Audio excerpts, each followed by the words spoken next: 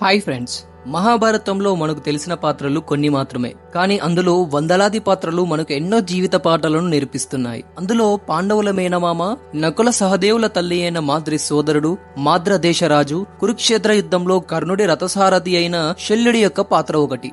శల్యుడు అంటే చాలా మందికి తెలియకపోవచ్చు, కానీ కర్ణుడి యొక్క చరిత్ర తెలిసిన వారికి కురుక్షేత్ర యుద్ధంలో కర్ణుడి రథసారథి అయిన శల్యుడు అంటే గుర్తుకు వస్తాడు. కర్ణుడి మరణానికి గల కొన్ని కారణాలలో ఒక కారణం శల్యుడి యొక్క రథసారథ్యం.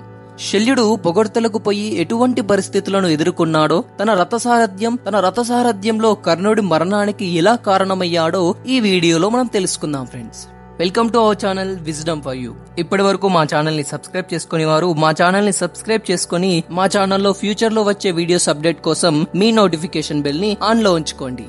పాండవుల వనవాసం అజ్ఞాతవాసం పూర్తయిన తర్వాత శ్రీకృష్ణుడు కురుక్షేత్ర యుద్ధాన్ని నివారించాలి అని ఎన్ని ప్రయత్నాలు చేసినా విఫలమవుతాడు. కృష్ణుడు పాండవుల రాయబారిగా కౌరవుల వద్దకు స్వయంగా తానే వెళ్లినా కూడా తమ మరణ సమయాల్లో బుద్ధి నశిస్తుంది అని పూర్వీకులు చెప్పినట్టు కృష్ణుడి యొక్క మాటలని పెడచెవిన పెడతాడు దుర్యోధనుడు. మహాభారత ఉద్యోగ పర్వంలో ఉత్తరాభిమన్యుల వివాహం జరిగిన 4 రోజుల తర్వాత పాండవులు, కృష్ణుడు, ఇతర బంధువులు విరాటరాజు యొక్క కొలువులోకి ప్రవేశిస్తారు. అక్కడ విరాట రాజ్య ప్రముఖులు శ్రీకృష్ణుడు, బలరాముడు మరియు వారి యాదవ వంశస్థులు, ద్రౌపది తండ్రి అయిన ద్రుపదుడు సమావేశమవుతారు. అక్కడ ద్రుపదుడు ఇక యుద్ధం తథ్యమని, దుర్యోధనుడు వైపు కురువంశమంతా ఉంటుంది అని, భీష్మ, ద్రోణ, కృపాచార్యాది వీరులంతా సుయోధనుని పక్షమునే నిలుస్తారని, కర్ణుడు మరియు అశ్వత్థామ మహామహులంతా కౌరవ సైన్యాన్ని ముందుండి నడిపిస్తారని, కావున ఇప్పుడు పాండవులకు సైన్యం ఆవశ్యకం కాబట్టి ముందుగా ఎవరు సహాయాన్ని అర్థిస్తారో వారికి సహాయపడటం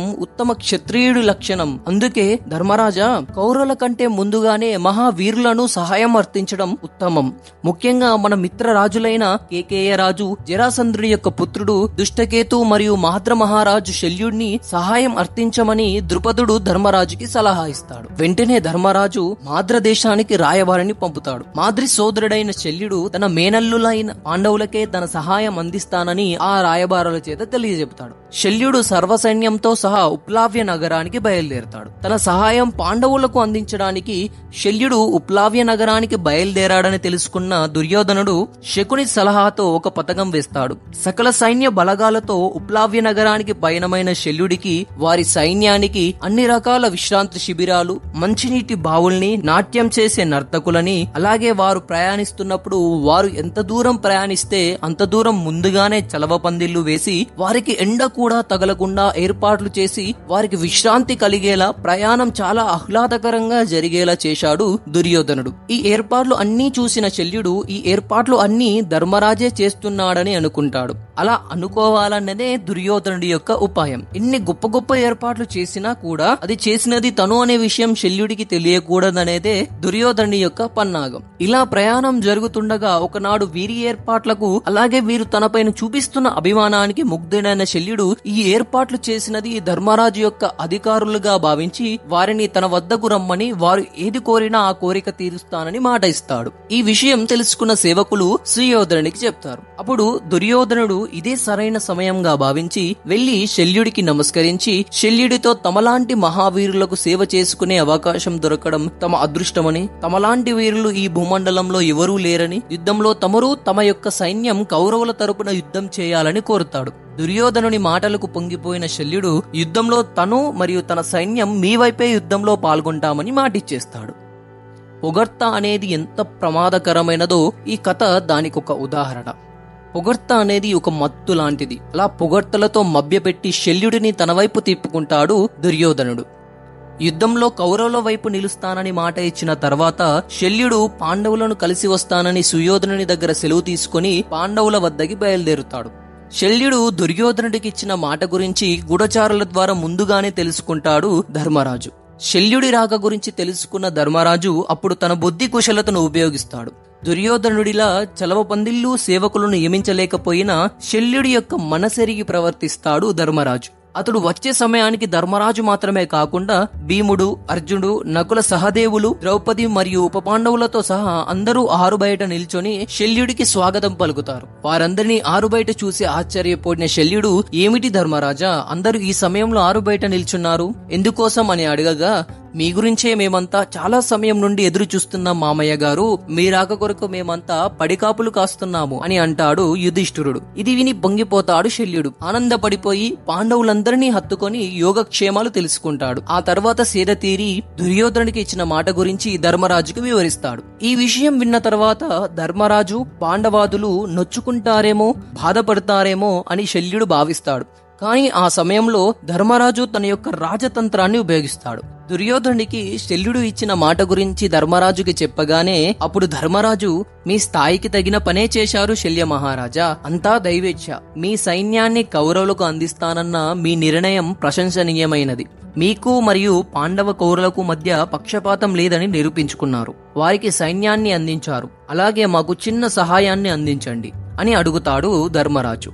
నొచ్చుకుంటాడు అని భావించిన ధర్మరాజు నొచ్చుకోకుండా తిరిగి ప్రశంసించి చిన్న సహాయం అడగడంతో ఆనందించిన శల్యుడు ఏది కావాలన్నా ఇస్తాను, కోరుకొమ్మని హామీ ఇస్తాడు. అప్పుడు ధర్మరాజు పాండవ మధ్యముడైన అర్జునుడిని ఓడించడానికి సుయోధనుడు ఖచ్చితంగా కర్ణుడిని నియమిస్తాడు. కర్ణుడి యొక్క శక్తి సామర్థ్యాలు అసామాన్యమైనవి. ప్రపంచంలో గొప్ప రథసారథి అంటే మీరు మరియు బావగారు కృష్ణుడు మాత్రమే. అర్జునుడికి ఎలాగో కృష్ణుడు రథసారథ్యం వహిస్తాడు కాబట్టి దుర్యోధనుడు ఖచ్చితంగా కర్ణుడికి రథసారథిగా, ఆ కృష్ణుడికి సమూచి అయిన మిమ్మల్ని మాత్రమే రథసారథిగా ఉండమని అడుగుతాడు. అతను అడగగానే మీరు ఒప్పుకొని కర్ణుడికి రథసారథ్యం వహించండి. యుద్ధ సమయంలో మీ యొక్క మాటలతో అతనిని మానసికంగా బలహీనపరచండి. మీరు మీ నిందలతో, మీ తిట్లతో ప్రతి విషయంలో అర్జునుడితో పోలుస్తూ అతనిని నిరుత్సాహపరచండి. మీ మాటలకు అతనికి యుద్ధం చేయాలనే ఆవేశమంతా నీరుగారిపోవాలి. అప్పుడు కర్ణుడి యుద్ధరంగంలో నిరాశ పొందుతాడు. అది చాలు అని ఒక్క సహాయం చేయమని శల్యుడిని కోరతాడు ధర్మరాజు. అప్పుడు శల్యుడు సరే, ఈ సహాయం తప్పకుండా చేస్తానని ధర్మరాజుకు మాటిచ్చేస్తాడు. అలా ధర్మరాజు రథసారథ్యంలో శల్యుడిని కృష్ణుడితో పోల్చడంతో పొంగిపోయి శల్యుడు మాటిచ్చేస్తాడు. ఇటు కౌరవుల పక్షాన పోరాడుతూ అటు పాండవులకు సహకరించేలా సారథ్యం వహిస్తాడు. అందుకే ఎవరైనా మన వైపు ఉన్నవారు శత్రువులను పొగిడినా, వారికి సహకరించినా దానిని శల్య సారథ్యం అనడం పరిపాటుగా మారింది. ఆ తరువాత కర్ణుడు యుద్ధం చేసే సమయం రానే వచ్చింది. భీష్ముడు నేల కొరిగినంత వరకు తాను యుద్ధరంగంలో అడుగు పెట్టనని కర్ణుడు శపథం చేస్తాడు. కాబట్టి దాని ప్రకారంగానే భీష్మ ద్రోణులు నేల కొరిగిన తర్వాత సర్వ సైన్యాధ్యక్షుడిగా కర్ణుడు నియమింపబడతాడు. అప్పుడు సుయోధనుడు అర్జునుడికి రథసారథిగా కృష్ణుడు ఉన్నాడు కాబట్టి కర్ణుడి రథసారథిగా కృష్ణుడికి సమూచి అయిన శల్యుడిని రథసారథిగా ఉండమని వేడుకుంటాడు. కర్ణుడు సూతపుత్రుడని తనకంటే తక్కువ స్థాయి వాడికి రథసారథిగా ఉండడం అనడం సరైనది కాదని ముందు తిరస్కరించిన దుర్యోధనుడి యొక్క పొగడ్తలకు తిరిగి పొంగిపోయి అలాగే ధర్మరాజుకిచ్చిన మాట గుర్తుకు వచ్చి కర్ణుడికి రథసారథ్యం వహించడానికి ఒప్పుకుంటాడు శల్యుడు. శల్యుడు తన రథమెక్కి కర్ణుడి గురించి వేచి చూస్తూ ఉంటాడు. అప్పుడు ధనస్సు మరియు ఆయుధాలు అలంకరించుకొని వచ్చిన కర్ణుడు శల్యుడితో ఈ రోజు అర్జునుడిని యుద్ధరంగం నుంచి పారిపోయేలా చేస్తానని, తన బాణ పరంపరలతో అర్జునుడిని బెదరగొడతానని పలుకుతాడు. శల్యుడికి తన మనసులో కర్ణుడి వంటి సూతపుత్రుడికి తను రథసారథిగా ఉన్నానని ద్వేషము, అలాగే కర్ణుడు ద్రౌపదిని వస్త్రాభరణ సమయంలో తన మాటలతో అవమానించాడనే కోపం తన మనసులో ఎప్పటి నుంచో ఉంది. అప్పుడు ఇదే సరైన సమయం అనుకున్న శల్యుడు కర్ణుడిని అవమానించడం, నిందించడం మొదలు పెడతాడు. ఏంటి కర్ణ, నీవు అర్జునుడిని పారిపోయేలా చేస్తావా? ఎప్పుడైనా అర్జునుడిని సరిగా చూసావా? ఎలా ఉంటాడో? గాంధీవం ధరించిన పులిలా ఉంటాడు. వెన్ను చూపడం అనేది అతని యొక్క చరిత్రలో లేదు. నీవు అతనిని ఓడించడం అసంభవం అంటూ కర్ణుడిని నిందిస్తూ అర్జునుడిని పొగడుతూ కర్ణుడిని నిరుత్సాహపరచడం మొదలు పెడతాడు. అప్పుడు అతని మాటలకు ఆశ్చర్యపోయి కాస్త నిరాశపడ్డ కర్ణుడు ఇక మాటలు ఆపమని రథసారథ్యం చేయమని చెప్తాడు. అలా చెప్పగానే శల్యుడు కర్ణుడితో తాను రథసారథిగా రావడానికి ఒక షరతు పెట్టానని, తనకు ఇష్టం వచ్చింది మాట్లాడతానని, ఎవరు తనను ఆపకూడదు అని, దుర్యోధనుడి దగ్గర మాట తీసుకున్నాకే తను రథసారథిగా వచ్చానని, కాబట్టి నేను ఏదైనా మాట్లాడుతాను, నన్ను ఎవరూ ఎదురు ప్రశ్నించకూడదు అని శల్యుడు కర్ణుడికి చెప్తాడు. శల్యుడు కర్ణుడితో అర్జునుడి వీరత్వం గురించి ఇలా పొగుడుతూ వివరిస్తాడు. కర్ణ, నీకు తెలుసా, నీ స్నేహితుడైన సుయోధనుడు లక్క గృహంలో ఉన్న పాండవులను చంపాలని ప్రయత్నించి విఫలమయ్యాక వారు అజ్ఞాతంలో నివసిస్తున్న సమయంలో ఒక రాత్రి నీరు త్రాగడానికి కొలను వద్దకు వెళ్లిన అర్జునుడిని అంగపర్ణుడు అనే గంధర్వుడు చిమ్మ చీకట్లో దాడి చేస్తే కటిక చీకటిలో ఆ గంధర్వుడిని ఓడించిన వాడు అర్జునుడు. అలాగే కాండవ వన దహన సమయంలో ఇంద్రుడినే ఓడించాడు. కిరాతుడి రూపంలో వచ్చిన ఆ మహాదేవుడితో మల్ల యుద్ధం చేసిన వాడు. నీకు గుర్తుందా, పాండవులు అరణ్యవాసం చేసే సమయంలో మీరు పాండవులను అవమానించాలని నీవు నీ స్నేహితుడైన దుర్యోధనుడు అలాగే శకుని కలిసి ఒక అడవిలోకి వెళ్ళినప్పుడు ఆ సమయంలో దుర్యోధనుడు స్నానం చేయాలని ఒక చెరువు వద్దకు వెళితే అక్కడ మిమ్మల్ని చిత్రసేనుడు అనే గంధర్వుడు అడ్డుకున్నాడు. అప్పుడు ఆ చిత్రసేనుడు మీతో యుద్ధం చేస్తుండగా అతని పరాక్రమాన్ని తట్టుకోలేక నీవు శకుని పారిపోతే అతను దుర్యోధనుని బంధించి హతమారుస్తానని చెప్పినప్పుడు ఆ విషయం తెలుసుకొని దుర్యోధనుడి ప్రాణాల్ని కాపాడిన వాడు అర్జునుడు. విరాట రాజ్యంలో గోగ్రహణంలో అతని తాకిడి తట్టుకోలేక నీవు నీ స్నేహితుడు సైన్యమంతా పారిపోయారు. మర్చిపోయావా కర్ణ? కానీ ఒకటి మాత్రం సత్యం పలికావు.